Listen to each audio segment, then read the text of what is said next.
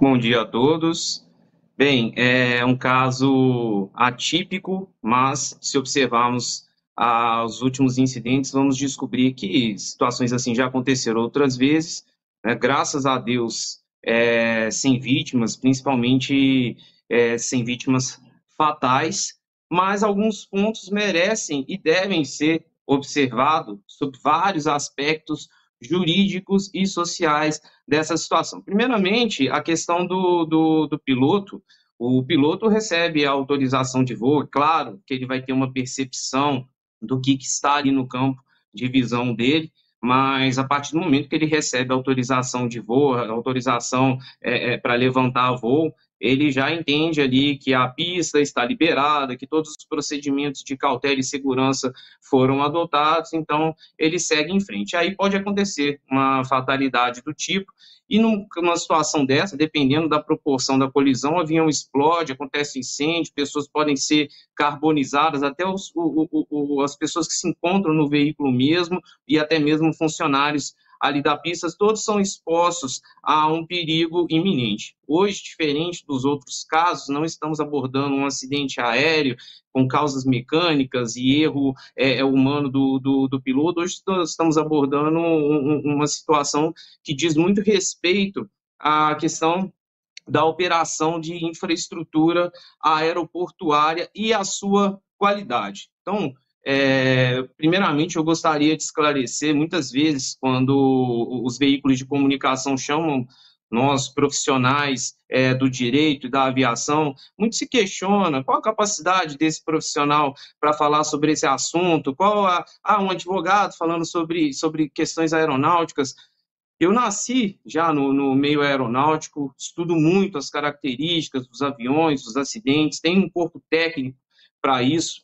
Eu advogo no direito aeronáutico desde antes da matéria existir, desde 2013, me arrisco a dizer que sou um dos advogados mais antigos da área no país.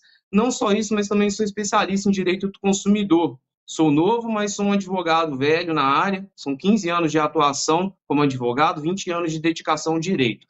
Também sou pregoeiro, especialista em licitações, já exerci essa atividade até mesmo pelo governo do Estado. Então, o que eu vou falar aqui é com tamanha propriedade. O transporte, ele é um direito constitucional do cidadão, né? Ele deve ser prestado pelo poder público.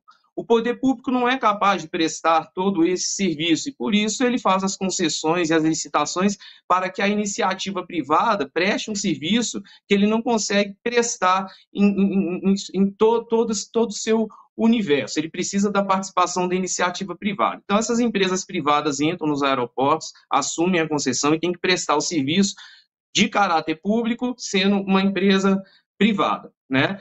Então, hoje nós temos uma grande deficiência no que diz respeito à fiscalização dos contratos de cessão, dos contratos de concessão, pois todos esses erros administrativos, operacionais, eles são passíveis de aplicação de penalidades, né, sejam multas, ou até mesmo na esfera judicial, para indenizar as pessoas que são prejudicadas.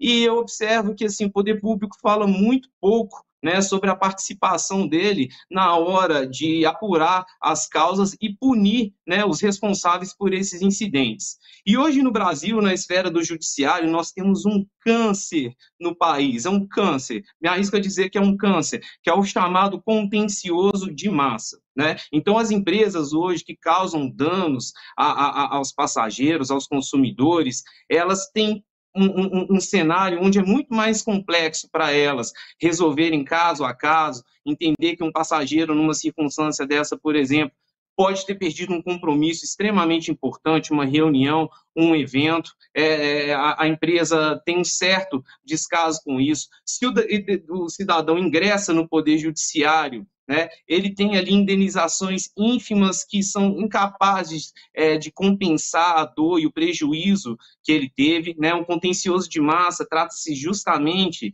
dessas empresas, elas contratam escritórios de advocacia por valores mensais, então, para elas, como elas já gastam um valor mensal, é muito mais fácil deixar que as demandas judiciais se acumulem, com a possibilidade até de vitórias, com distorção dos fatos e tal, e elas já, reservam ali 0,01% do faturamento delas para cobrir indenizações de pessoas que tiveram coragem de exigir seus direitos na via judicial.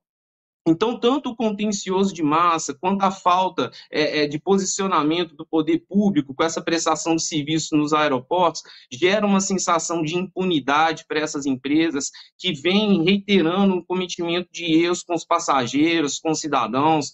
Nós vemos aí vídeos de malas sendo arremessadas nos compartimentos de bagagem, vemos vídeos de animais pets que morrem em trajetos, e aí o cidadão continua sem resposta, né?